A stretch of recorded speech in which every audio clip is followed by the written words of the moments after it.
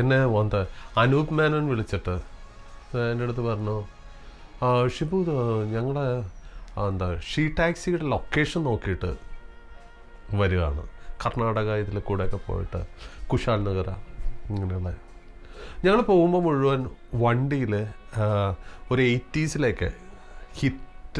ഹിറ്റ്സായിട്ടുള്ള കുറേ പാട്ടുകളാണ് ഞങ്ങൾ കേട്ടുകൊണ്ടിരുന്നത്. അതിൽ ഞങ്ങൾ ഏറ്റവും കൂടുതൽ കേട്ട പാട്ട് നാടുവാഴികളിലെ പാട്ടാണ്. യാത്ര ചെയ്യുമ്പോൾ ഇത്രമാത്രം ഒരു ത്രില്ല് തോന്നുന്ന പാട്ട് ഞങ്ങൾ ഡിസൈഡ് ചെയ്തു കേട്ടോ, ഷീ ടാക്സിയിൽ അതേപോലെ തന്നെ ഒരു പാട്ട് വേണമെന്ന്. അപ്പോൾ കുറച്ച് കഴിഞ്ഞിട്ട് സജി വിളിച്ചിട്ട്, തിരിച്ചു വന്ന ശേഷം എന്നെ സജി വിളിച്ചിട്ട് പറഞ്ഞു, നമുക്കേ ആ പാട്ട് തന്നെ കിട്ടൂ. അപ്പം ഞാൻ പറഞ്ഞു, അതിൻ്റെ ആവശ്യമുണ്ടോ, നമുക്കതേപോലത്തെ വേറൊന്നും ഉണ്ടാക്കാം. അങ്ങനെ വേറൊന്നുണ്ടാക്കി. പക്ഷേ അതൊന്നും ഇതുപോലെ ആവില്ല എന്നുള്ളതാണ് അതിൽ കാര്യം. കാരണം ഇത് ജോഷി ചെയ്ത പാട്ടായിരുന്നു. കാരണം ഇന്നത്തെ ജനറേഷനെ പോലും ആ ഒരു ത്രില്ലിൽ നിർത്താനുള്ള കേപ്പബിലിറ്റി അന്നത്തെ അങ്ങനെ ടേക്കിങ്സിൽ അന്നേ ഉണ്ടായിരുന്നു.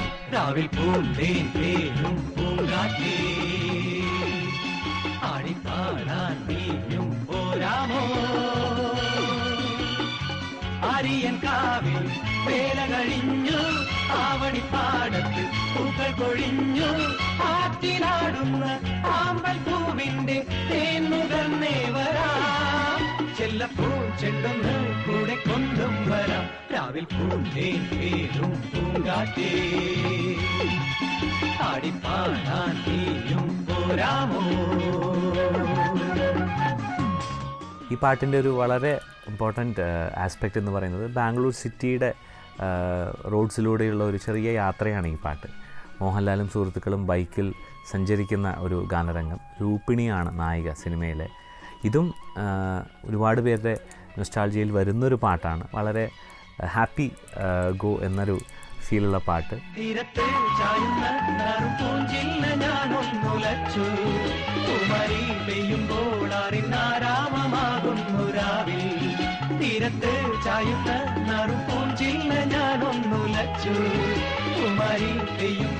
അറിനാരാമമാകുന്നു രാവിൽ, വെള്ളി നിലാവിൽ വെൺപട്ടു ചൂടും ആറിപ്പൂമണി മാറി, അല്ലികൾ കൂടിയ വെള്ളാമ്പൽ പൂവുകൾ ആദിപ്പൂമിഴി നീട്ടുമ്പോൾ, നാടൻ കാറ്റിൽ മറുമണം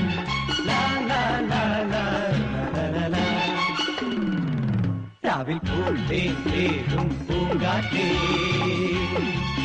ആടിപ്പാടാൻ നീയും പോരാമോ. നമ്മൾ സാധാരണ സ്ക്രീനിൽ കാണുന്ന സിനിമയുടെ പുറകിൽ എത്രമാത്രം കഷ്ടപ്പാടുകളുണ്ടായിരുന്നു എന്നുള്ളത് ഒരാളും അറിയാറില്ല. ഇനി അനുഭവിച്ച നമ്മളും കുറേ കഴിയുമ്പോൾ മറന്നു പോകും. ആ കാണുന്ന സിനിമ മാത്രമായിരിക്കും പിന്നീട് നമ്മുടെ മനസ്സിലുണ്ടാവുന്നത്. പക്ഷെ മറക്കാത്ത ചില അനുഭവങ്ങൾ സമ്മാനിച്ച ചില സിനിമകളുണ്ടാവും. അതിലൊന്നാണ് നായർ സാബ്. കാരണം നായർ സാബിൻ്റെ ഏറ്റവും ഇതായിട്ടുള്ളതെന്ന് പറഞ്ഞു കഴിഞ്ഞാൽ കാശ്മീരിലാണ് ഷൂട്ട് ചെയ്തത്.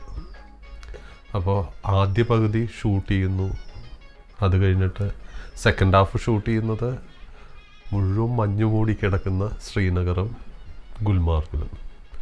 -5 തുടങ്ങി 15 വരെയൊക്കെ ആയിരുന്നു തണുപ്പ്. അങ്ങനെ ഷൂട്ട് ചെയ്തിട്ട് അത്തരം പ്രോജക്റ്റുകൾ, മേജർ പ്രോജക്റ്റുകൾ ഏറ്റെടുക്കുന്ന ഡയറക്ടേഴ്സ് മലയാളത്തിൽ വളരെ കുറവേ ഉള്ളൂ. നമ്മൾ കണ്ടേക്കുന്ന എന്താ പറയുക, പൈങ്കിളി കഥകൾ പറയുന്ന ആളുകളും ഇട്ടാവട്ടത്തിലിട്ട് ഷൂട്ടിങ് തീർക്കുന്ന ഒരു മേജർ പ്രോജക്റ്റ്, ഈ പറയുന്ന വലിയ പ്രോജക്റ്റുകൾ ചെയ്യാൻ മലയാളത്തിൽ എന്നും കുറച്ച് പേരെ ഉണ്ടായിട്ടുള്ളൂ. അത് എന്താ ചെയ്യാന്ന് പറയുന്നത് ഇപ്പോഴും നമുക്കറിയാം, പലയിടത്തും പോയിട്ട് പല സാധനമൊക്കെ പലരും ഷൂട്ട് ചെയ്യുന്നുണ്ട്. പക്ഷേ അതൊരു വലിയ പ്രോജക്റ്റിന് ചേരുന്ന സബ്ജക്റ്റ്, അതപ്പോൾ അങ്ങനെ എല്ലാം കൂടി ചേർന്നതല്ല.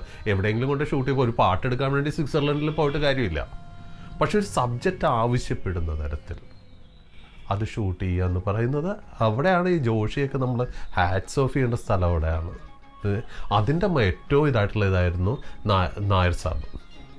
നായർ സാബിൻ്റെ ഈ ഇത് ഒന്ന് ആർട്ടിസ്റ്റുകൾ, ഇന്ന് പിന്നീട് മലയാള സിനിമയുടെ മേജർ ഇതിൽ വന്ന എല്ലാ ആർട്ടിസ്റ്റുകളും അന്ന് ജൂനിയേഴ്സായിട്ട് നായർ സാബിലുണ്ട്.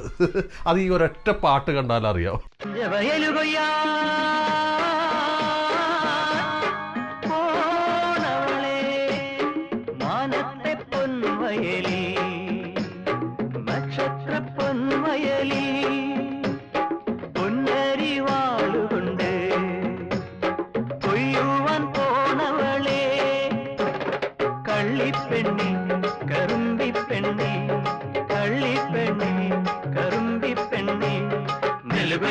നിന്റെയൊപ്പം ഞങ്ങളും പോരട്ടെ, നിലുകയാൻ നിന്റെയൊപ്പം ഞങ്ങളും പോരട്ടെ.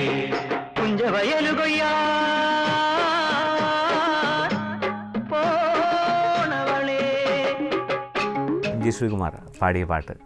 ഇതിൽ ഈ പാട്ടിൻ്റെ ഒരു മെലഡിയിലെ ഏറ്റവും വലിയ നൊസ്റ്റാൾജിയ കുഞ്ചവയൽ കൊയ്യാൻ എന്ന വരിയുണ്ടെങ്കിലും പെട്ടെന്ന് നമ്മുടെ മനസ്സിൽ ഓടിയെത്തുന്ന വരികൾ മുണ്ടിൻ തലപ്പെടുത്ത് പൊക്കി കൂത്തി തുണ്ടെന്നെടുത്ത് തലയിൽ കെട്ടി എന്ന ലൈൻസാണ്. ബിക്കോസ് അതിൻ്റെ ഒരു മെലഡി പാറ്റേണിൻ്റെ സുഖം കൂടിയാണത്.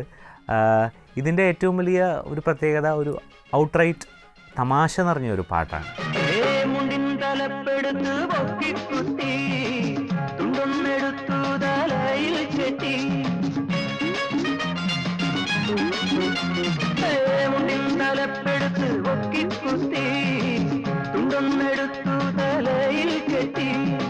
മനത്തെ വീട്ടിലെ നിലപ്പുലയെത്തി, മനത്തെ വീട്ടിലെ നിലപ്പുലയെത്തി, കതിർ നല്ല നീക്കി പൊൻവയലിലേക്ക് ഇറങ്ങും. നെല്ലുകയാൻ നിന്റെയൊപ്പം ഞങ്ങളും പോരട്ടെ, നെല്ലുകയാൻ നിന്റെയൊപ്പം ഞങ്ങളും പോരട്ടെ.